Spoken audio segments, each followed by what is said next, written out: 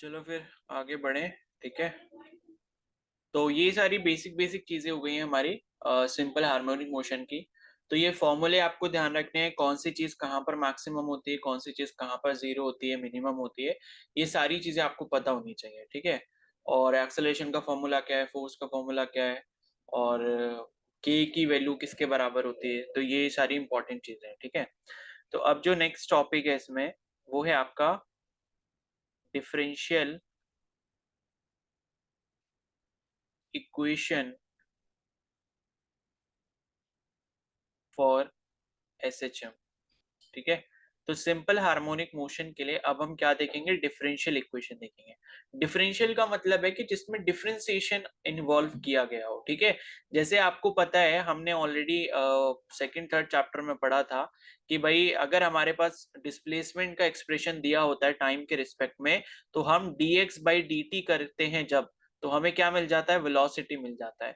इसी तरीके से अगर हमें वेलोसिटी का एक्सप्रेशन दिया होता है टाइम के रिस्पेक्ट में, तो dv बाई dt करते तो हमें क्या मिल जाता है, एक्सेलरेशन मिल जाता है।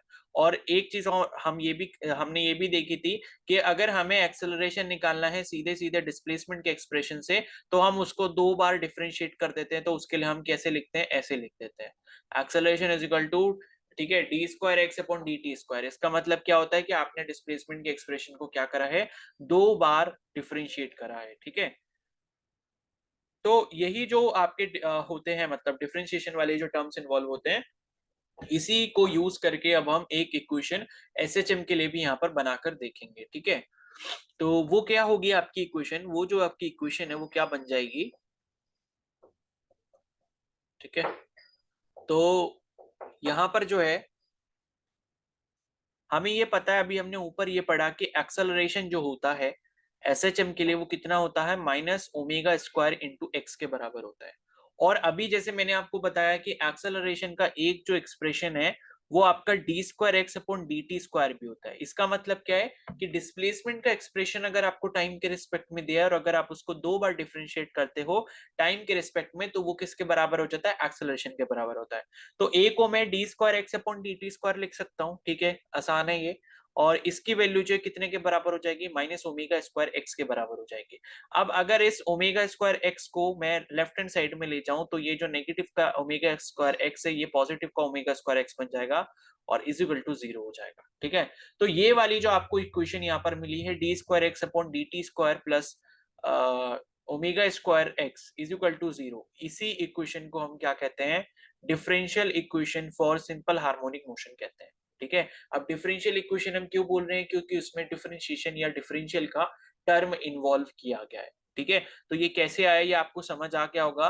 और एक चीज आपने और ध्यान रखनी है कि ये वाला किसके लिए, जब आपका मोशन अलोंग एक्स एक्सिस हो रहा होगा। ठीक है, तो मोशन अगर कोऑर्डिनेट एक्सिस के टर्म्स में बात करें, तो जब कोऑर्डिनेट एक्सिस में एक्स एक्सिस के अलोंग अगर मोशन हो रहा होगा, तो उस टाइम पे आप ये वाली इक्वेशन का इस्तेमाल करोगे, d square x upon d t square plus omega square x equal to zero.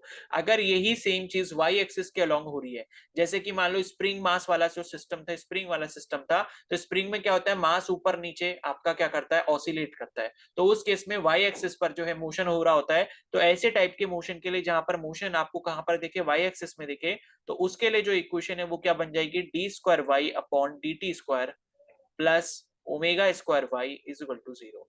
बस कुछ नहीं चेंज हुआ, यहाँ पर आपने एक्स की जगह क्या रख दिया, वाई रख दिया। तो ये वाली जो इक्वेशन है आपकी एक्स एक्सिस के अलोंग जो बन रही थी, वो आपके अब वाई एक्सिस के अलोंग जो मोशन है उसके अलोंग, मतलब उसके लिए जो है ये इक्वेशन वैलिड हो जाएगी। ठीक है, तो जब यहाँ पर क्या होगा, मोशन ऑफ पार्टिकल आपका अलोंग कहाँ होगा, वाई एक्सिस होगा। ठीक है, तो ये वाई एक्सिस के मोशन के अलोंग हो गया आपका डिफरेंशियल इक्वेशन फॉर एसएचएम।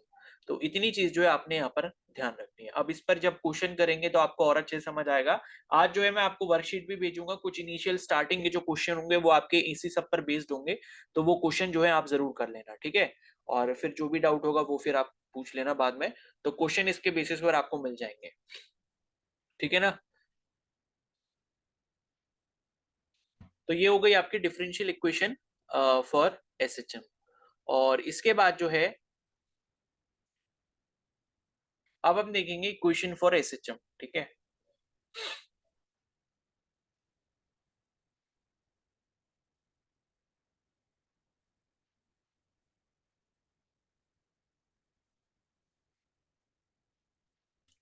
तो वो तो डिफरेंशियल इक्वेशन थी, लेकिन ये वाली आपकी दूसरी टाइप की इक्वेशन है जो कि हम एसएचएम के लिए इस्तेमाल करते हैं।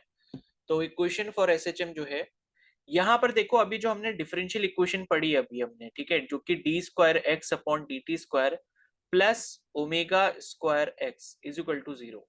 ठीक है, तो क्या होता है, देखो ये वैसे तो मैथ्स का टॉपिक है, क्लास 11th और 12th में हम इसको पढ़ते हैं, डिफरेंशियल इक्वेशन करके एक चैप्टर है, आई थिंक क्लास 11th में या क्लास 12th में है शायद, ठीक है, थ्योरी ऑफ डिफरेंशियल इक्वेशन करके मैथ्स में। तो होता क्या है कि अगर आपके पास कोई भी डिफरेंशियल इक्वेशन अवेलेबल है, तो उस डिफरेंशियल इक्वेशन को सॉल्व करके आप क्या निकाल सकते हो, वहां पर जिसकी भी वेरिएबल का डिफरेंशिएशन हो रहा है या जिस भी वेरिएबल की डिफरेंशियल इक्वेशन बनी है, उस वेरिएबल की वैल्यू आप जो है उसका सॉल्यूशन कैलकुलेट कर सकते हो। उसका एक मेथड होता है, उस मेथड पर हम नहीं जाएंगे। अब देखो ये जो आपको डिफरेंशियल इक्वेशन दिख रही है एसएचएम की, तो इस एसएचएम की डिफरेंशियल इक्वेशन में आपको वेरिएबल कौन सा दिख रहा है, यहां पर जो वेरिएबल है वो कौन सा है, एक्स वेरिएबल है। क्योंकि x के रिस्पेक्ट में, मतलब x को क्या कर रहे हैं हम यहाँ पर डिफरेंशिएट कर रहे हैं, और दूसरा वाला टर्म भी आप यहाँ पर देख सकते हो x है, यानी कि x क्या है यहाँ पर वेरिएबल टर्म है, और x बेसिकली है क्या, x इज डिस्प्लेसमेंट। x हमें पता है क्या है, इस ऑसिलेटरी मोशन की क्या है, डिस्प्लेसमेंट है, मतलब पार्टिकल कितना डिस्प्लेसमेंट कर रहा होगा। तो x जो है वो आपकी क्या है यहाँ पर वेरिएबल क्वांटिटी है, ठीक है। तो x यहाँ पर वेरी कर रहा है, तो अगर हम इस इक्वेशन को सॉल्व करते हैं, तो सॉल्व करने पे हमें x का क्या मिलता है, सॉल्यूशन मिलता है, ठीक है। तो मैं यहाँ पर लिख भी देता हूं कि on solving this differential equation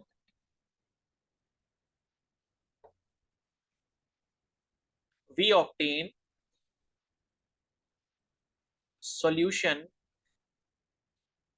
for x. ठीक है, अब ये आप इसको थोड़ा सा और भी कैसे रिलेट कर सकते हो, जैसे मैंने आपसे कहा कि भाई 3x² plus 9x plus 6 is equal to 0 है। अब मैं अगर आपसे कहता हूँ कि भाई इस इक्वेशन को सॉल्व करो, तो इस इक्वेशन को सॉल्व करके आप किसकी वैल्यू निकालते हो, यहाँ पर x की वैल्यू निकालते हो।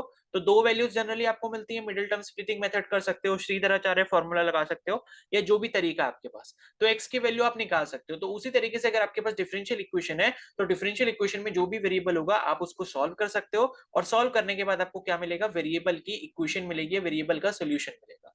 ठीक है, तो ये जब हम इसको सॉल्व करते हैं, सॉल्व हम नहीं करेंगे यहाँ पे कि सॉल्व करना कैसे होता है, हमें सिर्फ मतलब है किससे कि सॉल्यूशन यहाँ पर x का कितना आता है, यानी कि x की वैल्यू यहाँ पर इस इक्वेशन को सॉल्व करने के बाद कितनी आती है। ठीक है, तो x की जो वैल्यू यहाँ पर आपको सॉल्व करने के बाद मिलती है, वो मिलती है x is equal to a sine omega t plus 5। ठीक है, अब ये a यहाँ पर कैसे आ गया, तो देखो यहाँ पर क्या होता है ना, जब भी हम इक्वेशन को सॉल्व कर रहे होते हैं, तो हमें बाउंड्री कंडीशन लगानी पड़ती है। बाउंड्री कंडीशन का मतलब होता है एक्सट्रीम कंडीशन। तो यहाँ पर हमने एक्सट्रीम कंडीशन को इस्तेमाल किया होगा कि भाई मैक्सिमम जो वैल्यू होती है एक्स की वो a पॉसिबल हो सकती है, तो उन सबको यूज करके जो है आपको जो x की वैल्यू मिल जाती है, वो आपको इतने के बराबर मिल जाती है, यानी कि x जो है वो किसके बराबर आ गया, a sine omega t plus 5 के बराबर आ गया। ठीक है, अब x आपको पता है भाई क्या होता है, x आपका क्या है, डिस्प्लेसमेंट है। ठीक है, a क्या है, a एम्पलीट्यूड होता है, ये भी आपने पढ़ रखा है।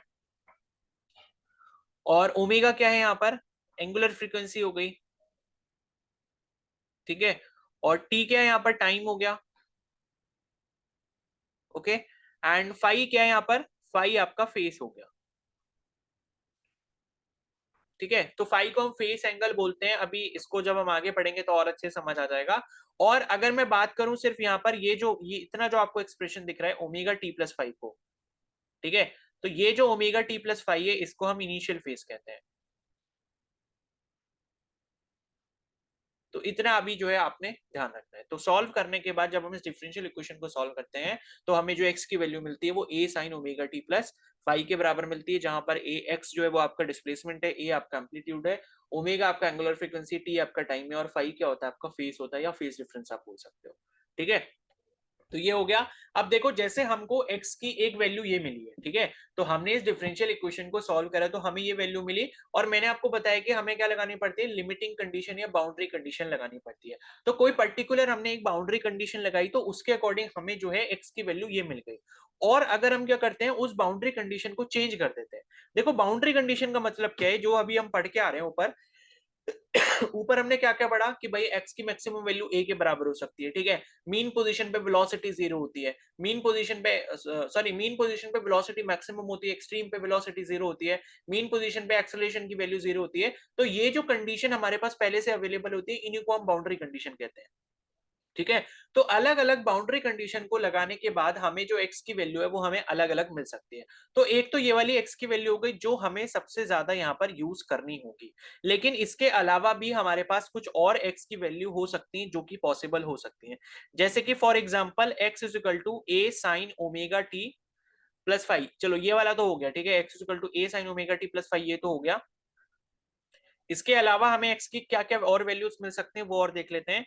तो x is equal to a cos omega t plus five, ये भी हमको एक कंडीशन मिल सकती है, ठीक है।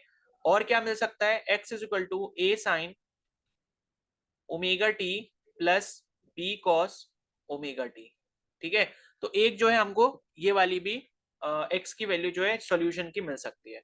और क्या मिल सकता है, x is equal to a plus b sine omega t, ठीक है। तो इस पर अभी आपको ज्यादा ध्यान देना नहीं है, बस मैंने इसलिए आपको बता दिया कि x की जो है मल्टीपल वैल्यूज पॉसिबल हो सकती हैं अलग अलग बाउंड्री कंडीशन लगाने के ऊपर, ठीक है। तो ये चीज बस आपको ध्यान रखनी है। लेकिन सबसे इंपॉर्टेंट जो है वो यही वाली इक्वेशन है कि जब आप डिफरेंशियल इक्वेशन को सॉल्व करोगे तो उसमें एक रिजल्ट जो ये वाला आता है x is equal to a sign omega t plus five, ये हमारा सबसे ज्यादा काम का होता है। और एक चीज आपने यहाँ पर और ध्यान रखनी है कि यहाँ पर ये जो फाइव की वैल्यू है, ये फाइव की वैल्यू हमेशा लेस देन टू पाई होगी। टू पाई का मतलब कितना होता है, 360 डिग्री होता है। टू पाई रेडियन में एंगल अगर है तो इसका डिग्री में कितना हो जाता है, 360 डिग्रीज हो जाता है, ठीक है। और ये जो फाइव होगा वो ऑलवेज ग्रेटर देन और इक्वल टू कितना होगा, 0 डिग्री के बराबर होगा, ठीक है। तो फाइव की वैल्यू जो है वो आपकी 0 डिग्री के या तो बराबर होनी चाहिए या उससे बड़ी होनी चाहिए, या फिर 360 डिग्री से कम होनी चाहिए। तो फाइव के लिए ये जो है यहाँ पर कंडीशन नेसेसरी है, ठीक है। तो फाइव की ये कंडीशन भी आपको ध्यान रखनी है कि फाइव की value always less than two pi होगी और ऑलवेज इक्वल टू और ग्रेटर देन 0 डिग्री होगा, ठीक है। तो ये चीज भी जो है आपने थोड़ा सा यहाँ पर ध्यान रखना है, ठीक है। चलो, तो अब एक क्वेश्चन की हेल्प से हम एक और चीज को समझेंगे, लाइक वो एक डेरिवेशन जैसे ही है। तो हमने एक क्वेश्चन के बारे में समझ लिया है यहाँ पर, ठीक है। तो एक यहाँ पर डेरिवेशन जैसा और समझ लेते हैं। पहले मैं एक क्वेश्चन यहाँ पर लिखता हूँ, उस क्वेश्चन से आपको समझ आ जाएगा। और right the equation of displacement x, velocity v, and acceleration a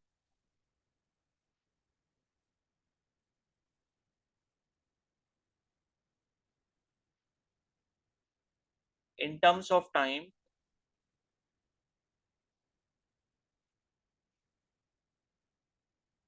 t for SHM whose initial position is as shown,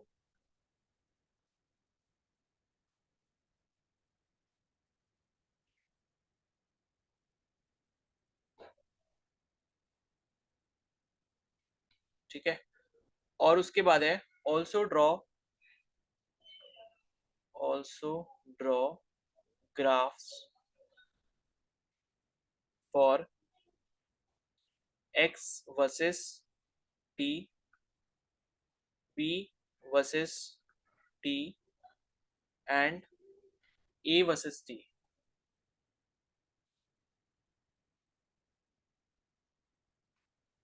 ठीक है। find phase difference between find phase difference between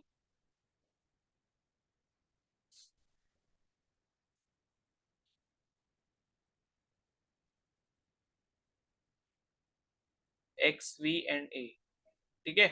तो ये लाइक एक क्वेश्चन है जिससे ये पूरा जो डेरिवेशन है आगे का वो कंप्लीट हो जाएगा। तो अभी हमको क्या है कि मान लो सपोज हमें एक पार्टिकल की पोजीशन दी हुई है, ठीक है। तो ये आपको पहले से गिवन है कि सपोज अगर पार्टिकल इस तरीके से मूव कर रहा है, मान लो ये पार्टिकल की क्या है, मीन पोजीशन है, और इधर ये क्या है, राइट हैंड साइड हो गई इसकी, इधर ये क्या हो गई, इसकी लेफ्ट हैंड साइड हो गई, और पार्टिकल जो है आपका किधर मूव कर रहा है, पार्टिकल आपका राइट हैंड साइड में मूव कर रहा है। ठीक है, तो पार्टिकल मीन पोजीशन से किधर की तरफ चलना स्टार्ट हुआ है, राइट हैंड साइड की तरफ चलना स्टार्ट हुआ है।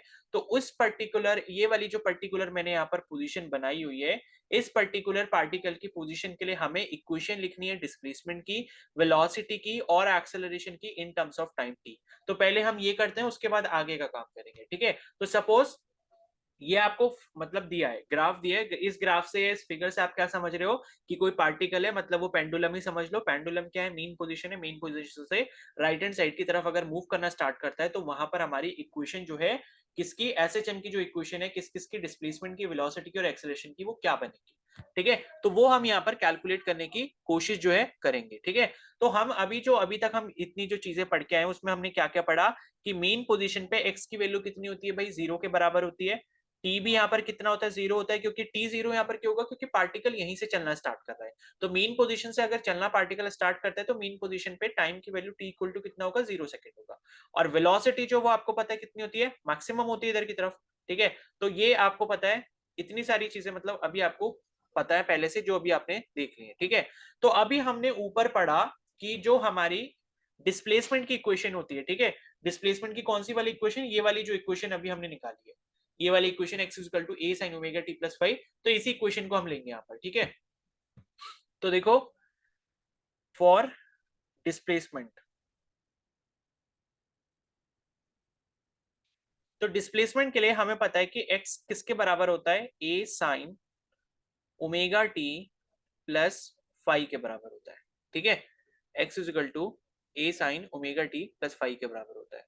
अब दूसरी चीज हमें क्या देखनी है यहाँ पे,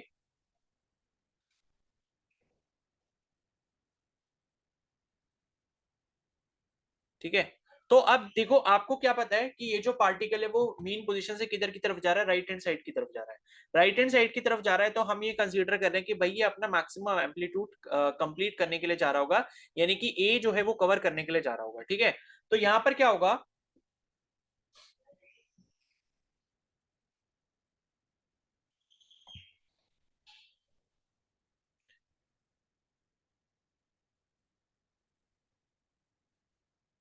एक सेकंड रुकना।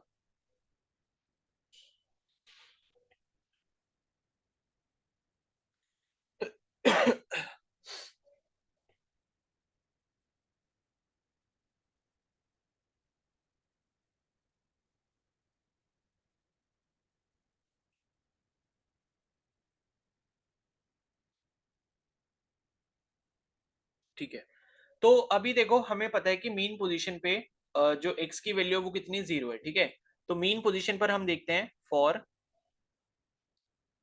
मीन पोजीशन एक्स की वैल्यू कितनी है, 0 के बराबर है। ठीक है, तो इस इक्वेशन के अकॉर्डिंग ये जो इक्वेशन है वो क्या बन जाएगी, 0 इज इक्वल टू क्या बन जाएगा, a sine omega t plus 5, ये आपका बन जाएगा। ठीक है, और एक चीज आपको ये भी पता है, for mean position x is equal to 0 है, और साथ में t की वैल्यू भी 0 के बराबर है। ठीक है, तो t की वैल्यू अगर 0 के बराबर है, इसका मतलब ये ओमेगा टी भी क्या हो जाएगा, 0 के बराबर हो जाएगा। ठीक है ना, तो मैं इसको यहाँ पर एक बार इस इक्वेशन को दोबारा लिख ही देता हूँ। तो हमारी जो ये वाली इक्वेशन है वो क्या बन जाएगी, 0 is equal to a sine omega into 0 plus 5। ठीक है, तो ये हमारी इक्वेशन बन जाएगी, t की जगह मैंने 0 रख दिया और x की जगह x की जगह 0 रख दिया। ठीक है, तो 0 की वैल्यू जो है वो किसके बराबर हो जाएगी, a साइन ओमेगा इंटू 0, तो 0 हो गया, और प्लस 5 यानी कि 5 बचा खाली। तो ये आपके पास क्या बचा, a साइन 5 बचा। अब देखो, ये a साइन 5 की वैल्यू जो है वो किसके बराबर दिख रही है आपको, 0 के बराबर दिख रही है। तो आपको ये पता होना चाहिए कि भाई एम्पलीट्यूड तो कभी जीरो हो नहीं सकता, क्योंकि एम्पलीट्यूड तो कोई ना कोई पॉजिटिव क्वांटिटी होगी या फिर नेगेटिव क्वांटिटी होगी, डिपेंड्स अपॉन कि पॉजिटिव मतलब पॉजिटिव एक्सिस में पार्टिकल जा रहा है या नेगेटिव एक्सिस में जा रहा है। तो अभी अगर हमारे केस में देखें तो पार्टिकल जो है वो मीन पोजीशन से पॉजिटिव एक्सिस की तरफ जा रहा है, यानी कि ए की वैल्यू जो है वो पॉजिटिव ही होगी। तो ए की वैल्यू पॉजिटिव होगी, इसका मतलब है कि ए तो जीरो हो नहीं सकता। तो हम क्या कह सकते हैं कि साइन फाई की वैल्यू जो है वो जीरो के बराबर होगी, यानी कि ए को जो है हम जीरो में अगर भेज देंगे तो साइन फाई जो है वो हमारा किसके बराबर हो जाएगा, जीरो के बराबर हो जाएगा। ठीक है, तो साइन फाई अगर जीरो के बराबर हो जाएगा तो इसका मतलब क्या है, साइन फाई यानी कि साइन थीटा की वैल्यू जीरो कहां कहां पर होती है। ठीक है, एक तो आपका जीरो पर होती है और दूसरा कहां पर होती है, पाई पर होती है। साइन जो 180 मतलब साइन 0 डिग्री जो होता है वो आपका जीरो होता है, और साइन जो 180 होता है वो भी आपका कितने के बराबर होता है, जीरो के बराबर होता है। तो इसका मतलब है अगर साइन फाई की वैल्यू यहां पर जीरो के बराबर है तो हम ये कह सकते हैं कि फाई जो है इट कैन बी जीरो और इट कैन बी पाई। तो जीरो और पाई ये दो वैल्यूज जो है वो फाई के आपके पास आ सकती हैं। ठीक है, लेकिन अभी हमने क्या पढ़ा था, ये वाली जो हमें जनरल इक्वेशन मिली थी किसकी, डिस्प्लेसमेंट की, जो कि आपका x is equal to a sign omega t plus five था। तो हमने ये पढ़ा था कि भाई फाइव की वैल्यू हमेशा 2 पाई से लेस देन होगी, और साथ साथ क्या होगा, मतलब जीरो या फिर उससे बड़ी भी हो सकती है। ठीक है, तो हमें यहाँ पर क्या मिल जाएगा, आई थिंक ये पाई, हाँ ठीक है ठीक है, तो ठीक है कोई प्रॉब्लम नहीं है, वो 2 पाई से कम होना चाहिए। ठीक है, तो 2 पाई से कम होना चाहिए, तो फाई के हमारे पास दो वैल्यूज पॉसिबल है, यानी कि फाई जो है वो आपका जीरो भी हो सकता है और पाई भी हो सकता है। तो ये जो है हमें किसके लिए मिल गया, मतलब मीन पोजीशन के लिए हमने निकाल लिया कि भाई हमारे पास जो फाई है, फाई का एंगल मतलब क्या है कि या तो वो 0 डिग्री हो सकता है 180 डिग्री हो सकता है। इसका मतलब क्या है, ये हमें बस ये बता रहा है, यहाँ पर देखो फाई की वैल्यू हमारे पास जीरो ही होगी, क्योंकि अगर वो राइट हैंड साइड में जा रहा है तो राइट हैंड साइड में मतलब ये है कि वहां पर एंगल जो होगा मतलब फेज डिफरेंस जो होगा वो जीरो होगा। अगर वो अपोजिट साइड में यानी कि लेफ्ट हैंड साइड में जा रहा होता तो वो वहां पर फाई की वैल्यू कितनी होती, 180 डिग्री के बराबर होती। तो ये फाई की दोनों पॉसिबल वैल्यूज है कि फाई की वैल्यू आपकी कौन कौन सी हो सकती है, या तो जीरो हो सकती है या फिर पाई के बराबर हो सकती है अगर मीन पोजीशन से पार्टिकल चलना स्टार्ट करता है। तो ये किसके लिए है, मतलब जीरो और पाई ये तब के लिए है जब आपको पता ही नहीं है कि पार्टिकल राइट हैंड साइड में जा रहा है या लेफ्ट हैंड साइड में जा रहा है। तो एक वैल्यू अगर मान लो जीरो है तो जीरो वाली वैल्यू मान लो कि राइट हैंड साइड के लिए अगर है, तो पाई वाली वैल्यू किसके लिए होगी, अगर पार्टिकल मीन पोजीशन से लेफ्ट हैंड साइड की तरफ मूव करना चाहता है। तो ये वाली जो इक्वेशन हो गई ये आपकी किसकी हो गई, आपकी डिस्प्लेसमेंट की इक्वेशन हो गई। ठीक है, अब डिस्प्लेसमेंट की इक्वेशन अगर ये हो गई तो यहां से हम क्या निकाल सकते हैं, वेलोसिटी की इक्वेशन निकालते हैं, फॉर वेलोसिटी। ठीक है, तो वेलोसिटी की अगर हम यहाँ पर इक्वेशन निकालेंगे तो हमें ये पता है, since x is equal to a sign omega t plus five, तो x की इक्वेशन हमें पता है, और वेलोसिटी जो होता है वो क्या होता है भाई, dx बाई dt होता है। तो dx बाई dt करने का मतलब है कि इस पूरी इक्वेशन को आप टाइम के रिस्पेक्ट में क्या कर दे रहे हो, डिफरेंशिएट कर दे रहे हो। ठीक है, और अगर आप इसको डिफरेंशिएट करते हो तो आपको देखो क्या मिलेगा, ए तो आपका कांस्टेंट है तो वो आपका बाहर आ जाएगा, साइन थीटा मतलब ये ओमेगा टी प्लस फाइव, मैंने आपको पहले ही बता रखा है कि जब हम डिफरेंशिएशन करते हैं चेन रूल हमने पढ़ा था। ठीक है, तो अगर एक आपके पास कोई भी फंक्शन है बाहर की तरफ और उसके अंदर आपको मल्टीपल वेरिएबल्स और दिख रहे हैं, तो आप अंदर वाले को पूरे को कैपिटल एक्स मान लेते हो। तो अगर आपने कैपिटल एक्स मान लिया तो ये क्या बन जाएगा, साइन कैपिटल एक्स बन जाएगा, साइन एक्स का क्या होता है, कॉस एक्स होता है, यानी कि इसका जो डिफरेंशिएशन हो जाएगा क्या हो जाएगा, cos omega t plus five के बराबर हो जाएगा। अब क्या होता है, जब हमने बाहर वाले फंक्शन को एक बार कंप्लीट कर लिया फिर हम अंदर जाते हैं तो अंदर हमें क्या दिख रहा है, ओमेगा टी प्लस फाइव दिख रहा है। फाइव तो यहाँ पर कांस्टेंट है तो उसका तो जीरो हो जाएगा, और ओमेगा टी में टी आपका वेरिएबल है तो टी का तो वन होगा, और ओमेगा आपका कांस्टेंट है तो वो कांस्टेंट जो वो यहाँ पर क्या हो जाएगा, मल्टीप्लाई हो जाएगा। ठीक है, तो omega a cos omega t plus five ये जो है आपका क्या हो जाएगा, वेलोसिटी का एक्सप्रेशन आ जाएगा।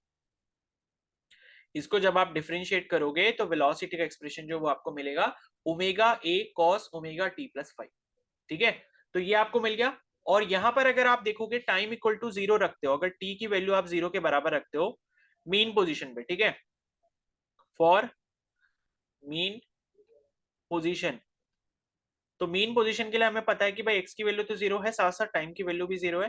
तो टाइम की वैल्यू अगर आप यहाँ पर जीरो कर देते हो तो आपको v का जो एक्सप्रेशन है वो क्या मिल जाएगा, v is equal to omega a cos five के बराबर मिल जाएगा अगर t को आप जीरो के बराबर रख देते हो, क्योंकि मीन पोजीशन पर हम देख रहे हैं ना, मीन पोजीशन से पार्टिकल चलना स्टार्ट हो रहा है, और ये जो v है v की वैल्यू यहाँ पर आपको क्या मिल रही है, पॉजिटिव मिल रही है। ठीक है, और पॉजिटिव भी होगी क्योंकि आपका पार्टिकल जो किधर जा रहा है, राइट हैंड साइड की तरफ जा रहा है, और राइट हैंड साइड की तरफ अगर वो जा रहा है यानी कि पॉजिटिव एक्सेस पर जा रहा है, तो इस वजह से v का जो आपको एक्सप्रेशन मिल रहा है वो क्या मिल रहा है, पॉजिटिव मिल रहा है। अब आप यहाँ पर क्या कर सकते हो, जो आपको यहाँ पर ये फाई की दो वैल्यूज मिल रही थी, 0 और पाई, और आपको ये समझ नहीं आ रहा था कि 0 और पाई में से हमारी वाली जो वैल्यू है वो कौन सी होगी, क्योंकि मैंने बताया था कि पार्टिकल अभी मीन पोजीशन पे, तो हमें ये नहीं पता कि पार्टिकल राइट में जा रहा है लेफ्ट में जा रहा है, हम अगर ऐसा सोच रहे हैं तो उस केस में हमारी फाई की दो वैल्यूज पॉसिबल हो सकते हैं, या तो फाई 0 हो सकता है या फिर जो फाई है वो पाई के बराबर हो सकता है। तो अब ये वाली जो वेलोसिटी की इक्वेशन हमें मिले, यहां से ये चीज कंफर्म हो जाएगी कि फाई की वैल्यू 0 लेनी है या फाई की वैल्यू जो पाई लेनी है। ठीक है, अब वो आप कैसे कर सकते हो, वो आप ऐसे कर सकते हो कि आपने v को अगर पॉजिटिव रखना है, ठीक है, तो फाई की अभी हमने देखी हमारे पास दो वैल्यूज पॉसिबल है, या तो वो 0 हो सकता है या फिर वो पाई हो सकता है। अगर आप यहां पर cos फाई निकालते हो और cos फाई में अगर आप 0 रखते हो तो cos 0 की वैल्यू 1 होती है, और cos फाई में अगर आप पाई रख देते हो फाई की जगह पे, तो ये cos 180 जो होता है वो -1 के बराबर होता है। तो ये वैल्यू कैसी आ गई, नेगेटिव आ गई। अगर ये वाली वैल्यू आप चूज करते हो तो v जो है वो आपका नेगेटिव हो जाएगा, जो कि अभी पॉसिबल नहीं है, क्योंकि v को पॉजिटिव होना ही पड़ेगा क्योंकि पार्टिकल जो है वो राइट हैंड साइड में मूव कर रहा है। तो इसका साफ साफ मतलब हो गया कि फाई की जो वैल्यू वो आपको कौन सी वाली चूज करनी पड़ेगी, वो आपको 0 डिग्री चूज करनी पड़ेगी। ठीक है, तो ये मैं यहां पर लिख भी देता हूं कि सिंस velocity is positive, ठीक है, therefore phi must be 0 degree such that cos 0 is equal to 1। ठीक है, इतनी चीज जो है वो आपने यहां पर ध्यान रखनी है कि फाई की वैल्यू आपको कौन सी लेनी पड़ेगी, 0 डिग्री के बराबर लेनी पड़ेगी, क्योंकि अगर आप -1 लेते हो तो वेलोसिटी उससे नेगेटिव हो जाएगी, और ऐसा पॉसिबल हो नहीं सकता क्योंकि पार्टिकल आपका जो है वो किधर मूव कर रहा है, राइट हैंड साइड डायरेक्शन में मूव कर रहा है। ठीक है, तो ये बात हो गई आपकी डिस्प्लेसमेंट की, वेलोसिटी की, फाई एंगल की। उसके साथ साथ अब हम क्या निकालेंगे, एक्सेलरेशन निकालेंगे फॉर एक्सेलरेशन। ठीक है, तो पहले मेरे को ये बता दो, इतना समझ आ गया यहां तक, यहां तक समझ आया कि नहीं आया है? Yes, sir. Yes. Yes, sir.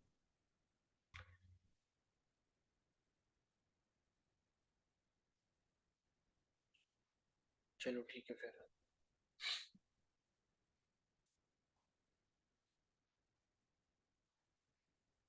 तो अब एक्सेलरेशन की अगर हम यहाँ पर बात करें तो एक्सेलरेशन हमें पता है हम कैसे निकाल सकते हैं।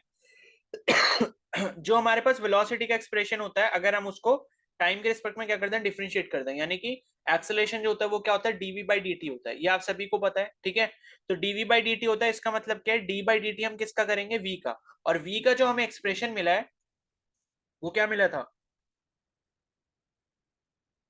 v का एक्सप्रेशन हमें मिला था omega a cos omega t. ठीक है, omega a cos omega t plus five, तो फाइव तो अभी क्या हो चुका है, 0 डिग्री हो चुका है, तो ओमेगा टी बचेगा हमारे पास। ठीक है,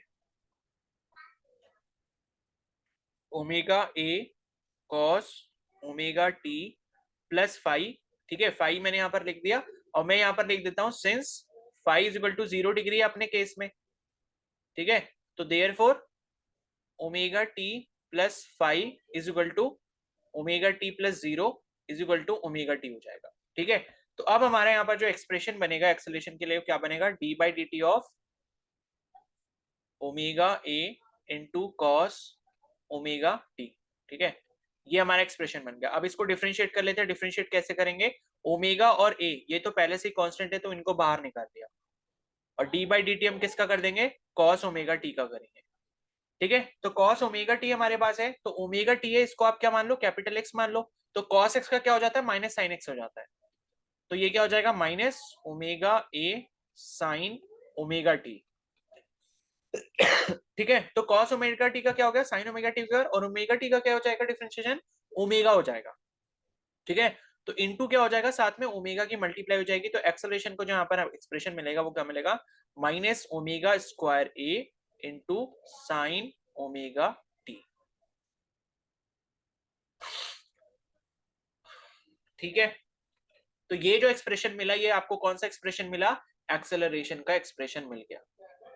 ठीक है, और आप इसको एक सिंपल और तरीके से भी समझ सकते हो। ये जो आपको एक्सेलरेशन की वैल्यू मिली है माइनस ओमेगा स्क्वायर इंटू ए साइन ओमेगा टी, तो माइनस ओमेगा स्क्वायर और ब्रैकेट में अगर मैं ये लिखता हूं ए साइन ओमेगा टी, ठीक है, तो ये जो ए साइन ओमेगा टी है ये बेसिकली क्या है, हमारा जो डिस्प्लेसमेंट का क्या आया था, इक्वेशन आया था। डिस्प्लेसमेंट की हमारी इक्वेशन क्या आई थी, ये वाली इक्वेशन थी डिस्प्लेसमेंट की, a sign omega t plus five. तो हमें अभी पता चल चुका है कि भाई फाइव की वैल्यू क्या 0 डिग्री के बराबर है, तो फाइव की वैल्यू अगर 0 डिग्री के बराबर है तो ये एक्सप्रेशन क्या बन जाएगा, एक्स इज इक्वल टू, मैं यहाँ पर लिख भी देता हूँ, फॉर 0 डिग्री ये क्या हो जाएगा, एक्स की वैल्यू ए साइन ओमेगा टी के बराबर हो जाएगी।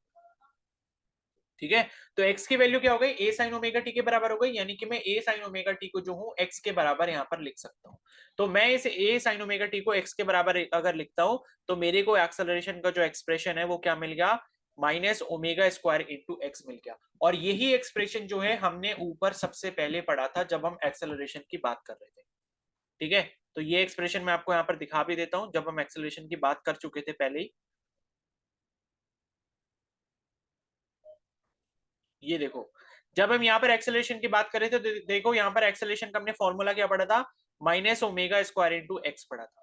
तो वही सेम चीज हमें वहां पर भी हमें मिल गई। इसका मतलब है कि जो हमने डिफरेंशियल इक्वेशन ली और उसको उसके बाद सॉल्व करा और उसका जो रिजल्ट हमने यूज करा वो बिल्कुल सही था, वो चीज यहाँ से क्या हो गई, एक बार कंफर्म हो गई।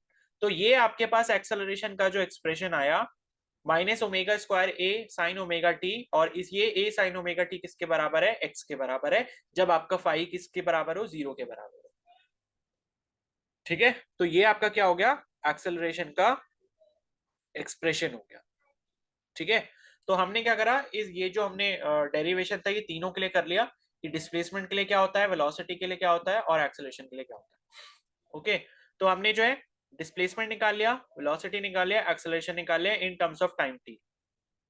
ठीक है, अब उसके बाद हमें क्या बनाना है, ग्राफ बनाना है एक्स वर्सेस टी का, v वर्सेस टी का और a वर्सेस टी का, यानी कि डिस्प्लेसमेंट का टाइम के रिस्पेक्ट में, वेलोसिटी का टाइम के रिस्पेक्ट में और एक्सेलरेशन का टाइम के रिस्पेक्ट में, और उसके बाद हम फेज डिफरेंस निकालेंगे। ठीक है, तो अब हम क्या करते हैं, एक बार ग्राफ ड्रॉ कर लेते हैं।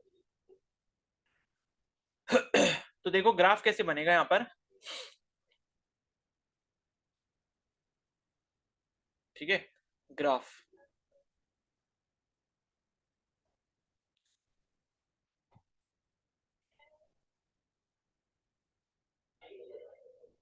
ठीक है, तीन ग्राफ बनाने हैं हमें, तो तीनों को एक साथ ही लेकर चलेंगे।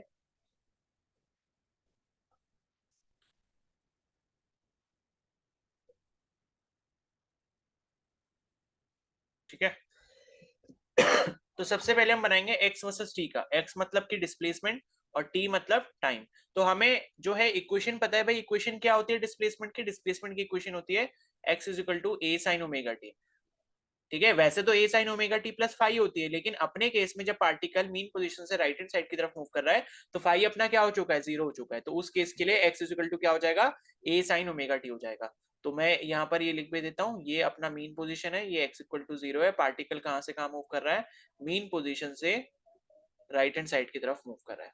तो उस केस में आपका जो है x इक्वल टू 0 यहाँ पर होगा और t इक्वल टू 0 यहाँ पर होगा। तो इस केस के लिए x equal to a sin omega t, ये आपकी क्या होगी, डिस्प्लेसमेंट की इक्वेशन होगी। ठीक है, अब इसी डिस्प्लेसमेंट की इक्वेशन को इस्तेमाल करके हम क्या बना लेंगे, ग्राफ ड्रॉ कर लेंगे। ठीक है, तो ग्राफ इसका कैसे बन जाएगा, साइन का जो ग्राफ होता है, यानी कि ये आपको क्या फंक्शन दिख रहा है, साइन फंक्शन दिख रहा है, तो साइन का जो ग्राफ होता है वो हमेशा ऐसा बनता है, साइनोसोडियल। ठीक है, इस ग्राफ के टाइप को हम क्या बोलते हैं, साइनोसोडियल ग्राफ बोलते हैं, और ये ग्राफ आपका कुछ ऐसे बनता है।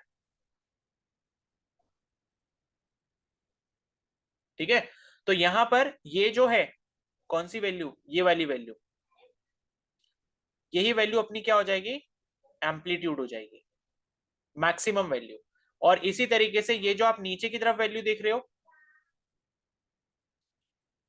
ये क्या हो जाएगी, माइनस ए हो जाएगी। ठीक है, तो ये क्या है, एम्पलीट्यूड, एम्पलीट्यूड मतलब कि ये जो कर्व आपका बन रहा है ये मैक्सिमम कितना ऊपर जा रहा है, कितना नीचे जा रहा है। ठीक है, और एक साइकिल कहां पर कंप्लीट होगी, ये वाले पॉइंट से स्टार्ट होगी और ये वाले पॉइंट पे खत्म होगी। तो इतने बीच में यहाँ पर जो टाइम लगेगा उस टाइम को क्या बोलेंगे, कैपिटल टी टाइम पीरियड बोलेंगे। तो इसका मतलब है कि यहाँ पर जो टाइम पीरियड हुआ होगा वो कितना हुआ होगा, t/2 हुआ होगा। और यहाँ पर पूरा जब एक चक्कर कंप्लीट हो गया, एक ऑसिलेशन कंप्लीट हुआ, तो टाइम कितना हुआ होगा, t हुआ होगा। ठीक है, तो इस तरीके से इसका जो है यहाँ पर क्या बन जाएगा, ग्राफ बन जाएगा। अब दूसरा जो ग्राफ है वो हम यहाँ पर वेलोसिटी का देखते हैं। ठीक है, ये वेलोसिटी हो गया, ये टाइम हो गया। ओके, तो आप देखो वेलोसिटी की इक्वेशन हमें क्या मिली थी, वेलोसिटी की इक्वेशन हमें मिली थी v is equal to omega a cos omega t. यानी कि हमें क्या बनाना है, कॉस ओमेगा टी वाला ग्राफ बनाना है, यानी कि कॉस का ग्राफ बनाना है। अब कॉस का ग्राफ कैसे बनता है, ये भी एक साइनोसॉइडल ग्राफ होता है, लेकिन ये जो है ये जीरो से स्टार्ट नहीं होता। साइन का ग्राफ जो वो जीरो से स्टार्ट होता है, लेकिन कॉस का ग्राफ जो वो जीरो से स्टार्ट नहीं होता, वो अपनी मैक्सिमम वैल्यू से स्टार्ट होता है। ठीक है, तो यहाँ पर इसका जो ग्राफ है वो कैसा बनेगा, इसका ग्राफ ऐसा बनेगा।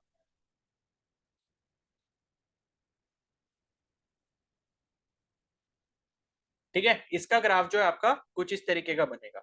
तो यहां पर एक चक्कर कब कंप्लीट होगा, ये यहां से स्टार्ट हुआ, यहां से स्टार्ट हुआ, और उसके बाद जो है ये कहां पर खत्म होगा, ये यहां पर खत्म होगा। ठीक है, तो ये यहां से स्टार्ट हुआ, यहां पर खत्म हुआ, और ये वाली जो वैल्यू है बीच में, ये आपकी t/2 की वैल्यू होगी, और यहां पर जो वैल्यू आपको मिली वो t की वैल्यू मिली। ठीक है, और ये जो है ये किसकी वैल्यू है, ये ओमेगा ए की वैल्यू है। ठीक है, ये जो वैल्यू आपको मिली है, किसकी वैल्यू मिली, ये जो हाइट है वो किसके बराबर है, ओमेगा ए के बराबर है। तो ये आपका किसका ग्राफ हो गया, वेलोसिटी का ग्राफ हो गया। और इसी तरीके से आप क्या बना सकते हो, यहाँ पर एक्सेलरेशन का ग्राफ बना सकते हो। तो इधर अगर मेरे पास एक्सेलरेशन है, तो एक्सेलरेशन के केस में हमारा जो ग्राफ बनता है, एक्सेलरेशन का फॉर्मूला क्या था भाई, एक्सेलरेशन का फॉर्मूला हमारा था a is equal to minus omega square a into sin omega t. ठीक है, तो यहाँ पर भी साइन वाला ग्राफ बनेगा, साइन वाले ग्राफ में जो है ग्राफ कहां से बनता है, जीरो से बनता है, लेकिन ये नेगेटिव है, तो नेगेटिव का मतलब क्या है कि ग्राफ नीचे से शुरू होगा इस तरीके से। ठीक है, तो पहला वाला जो ग्राफ था उसका जस्ट ऑपोजिट हो गया, पहला वाला आपका जीरो से स्टार्ट हो रहा था, लास्ट वाला भी जीरो से स्टार्ट हो रहा है, लेकिन पहला वाला कहां जा रहा है, पॉजिटिव में जा रहा है, क्योंकि x is equal to a sign omega t था वहां पे। यहाँ पर क्या है, x is equal to minus omega square a sign omega t है, तो इस वजह से नेगेटिव साइन की वजह से ये ग्राफ जीरो से नीचे की तरफ फैले गया। ठीक है, तो यहाँ पर क्या होगा, ये वाला टाइम आपका यहाँ पर जो टाइम है कितना होगा, t/2 होगा, और यहां से जब स्टार्ट हुआ तो एक चक्कर आपका यहाँ पर खत्म होगा, और यहाँ तक आपका टोटल टाइम कितना होगा, t के बराबर होगा। और ये जो आपको हाइट दिख रही है यहाँ तक, ये वैल्यू किसकी होगी, ये जो एक्सेलरेशन है मैक्सिमम एक्सेलरेशन की वैल्यू है, और मैक्सिमम एक्सेलरेशन की जो वैल्यू है वो वैल्यू कितनी होती है, ओमेगा स्क्वायर ए के बराबर होती है। मैक्सिमम एक्सेलरेशन हम ऑलरेडी पढ़ चुके हैं कितना होता है, ओमेगा स्क्वायर ए के बराबर होता है। ठीक है, और इसी तरीके से हमने मैक्सिमम वेलोसिटी भी पढ़ी थी, मैक्सिमम वेलोसिटी कितनी होती है, ओमेगा इंटू ए के बराबर होती है। तो ये जो है आपके तीनों ग्राफ यहाँ पर बन चुके हैं। ठीक है, फेज डिफरेंस वाला जो है वो अपनी नेक्स्ट क्लास में कर लेंगे, अभी इसको यहीं तक रखते हैं, फेज डिफरेंस जरा सा रह गया, उसको नेक्स्ट क्लास में कर लेंगे। तो अब मेरे को बताओ, क्या इतना क्लियर हो गया सभी को?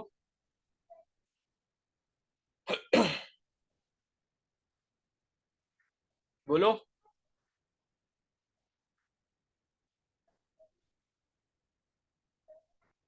देखो, जिसको अभी ढंग से क्लियर नहीं हुआ, एक बार रिकॉर्डिंग और देख लेना 2x पे करके।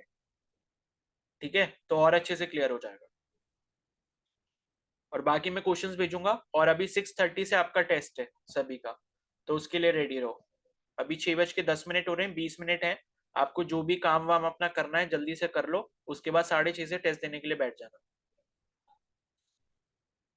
ठीक है, चलो फिर अब आप लीव कर सकते हो, कल मिलते हैं मॉर्निंग में 7:15 पे।